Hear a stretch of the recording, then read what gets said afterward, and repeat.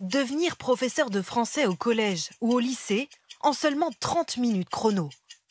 C'est l'expérimentation lancée par l'Académie de Dijon pour la rentrée 2026.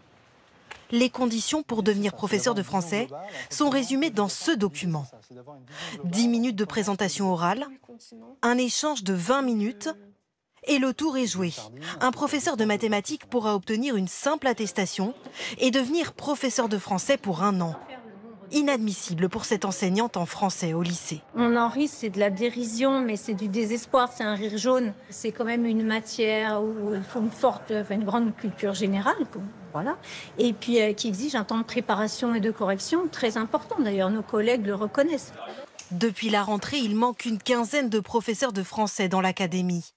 Alors, même si cette expérimentation fait polémique, cela reste un moyen de pallier le manque. Il vaut mieux demander à un enseignant d'une autre matière qui a été formé à la pédagogie, et puis de toute façon, ils sont censés aussi maîtriser correctement le français, de faire ça plutôt que de prendre quelqu'un qui n'a aucune expérience dans la pédagogie et qui n'a jamais été enseignant de sa vie. Donc forcément, c'est, on va dire, moins pire. Une classe assurée par un parent d'élève. À Bordeaux récemment, un père a remplacé un professeur de mathématiques.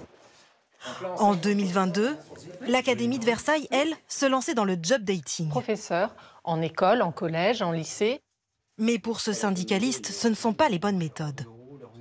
Notre travail n'est pas assez valorisé, avec des revenus trop faibles. Donc travailler sur les revenus, travailler sur l'attractivité de notre métier, c'est ça qui permettrait réellement à des étudiants de Bac+4 ou Bac+5 d'avoir envie de passer les concours d'enseignants.